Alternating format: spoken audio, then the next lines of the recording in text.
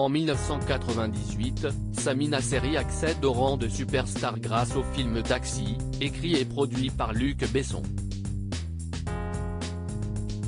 L'histoire raconte les aventures de David Moral, un chauffeur de taxi, et Emilien Coutan-Kerbalek, un policier joué par Frédéric Diefenthal, qui unissent leurs efforts pour arrêter un gang de braqueurs.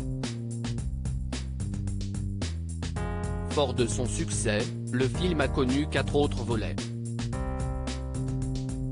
Mais Samina Seri et Frédéric Diefenthal n'ont pas été rappelés pour reprendre leurs rôles respectifs dans Taxi 5, sorti en 2018. Ils ont été remplacés par Franck Gastambide et Malik Bentala. Samina Seri et Frédéric Diefenthal @bestimage aussi, Samina Seri a fait savoir qu'il n'était pas contre l'idée de tourner un 6e épisode de la saga qu'il a fait connaître du grand public.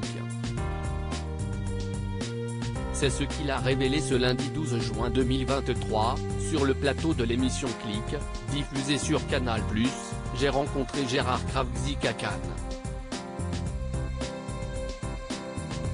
Il m'a dit, Samy, faut qu'on fasse un 6. J'ai dit, vas-y. Let's go. A-t-il déclaré, plein d'enthousiasme. Et d'ajouter que le réalisateur lui avait promis qu'il allait faire le nécessaire. Il me dit, je vais parler au gros, le patron, c'est Luc. Le casting original de Taxi de retour sur le grand écran. Alors, Samina Seri va-t-il reprendre le volant de sa Peugeot 406 devant les caméras? En attendant le feu vert de Luc Besson, l'acteur de 61 ans s'est montré impatient de retrouver ses anciens partenaires de scène. S'il lui semble évident qu'il formera son duo de choc avec Frédéric Diefenthal, Samina Seri a cependant émis quelques doutes en ce qui concerne la participation de Marion Cotillard. Marion, je ne sais pas, a déclaré le comédien, qui n'a pas connu la même ascension que la femme de Guillaume Canet, peut-être qu'elle viendra mais elle est sur une autre planète aujourd'hui. A-t-il lâché, sans langue de bois? Et effectivement, celle qui incarnait Lily Bertino dans les 3 premiers volets de Taxi a acquis la renommée à l'international grâce au film La Môme, d'Olivier Dahan.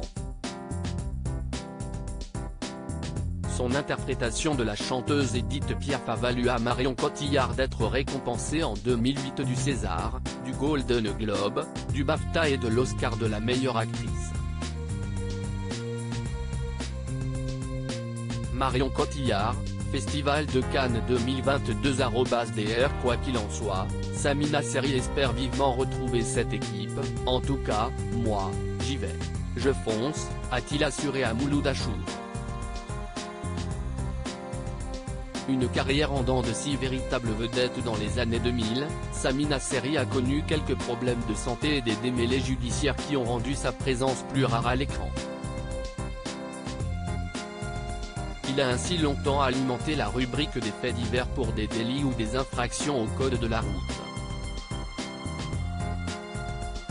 En 2007, il est condamné à 10 mois de prison ferme pour avoir frappé un styliste de la marque Von Dutch, qui serait arrivé en retard dans un restaurant où ils avaient rendez-vous. Une action qui lui coûtera son rôle dans la première version théâtrale en France du film Orange Mécanique.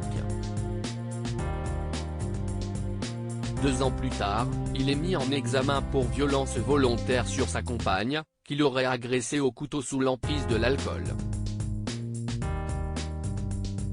Une dispute conjugale qu'il a renvoyée à l'ombre pour quelques mois. En juin 2011, Samina Seri est interné dans une unité psychiatrique de Nice, où il séjournera une quinzaine de jours, avant de retourner en prison. Sa dernière apparition au cinéma remonte à 2021, dans le film Les Méchants, de Mouloud Achour et Dominique Baumard. En 2022, il joue aux côtés de Claire Caïm dans le téléfilm de France 2, Menace sur Kermadec.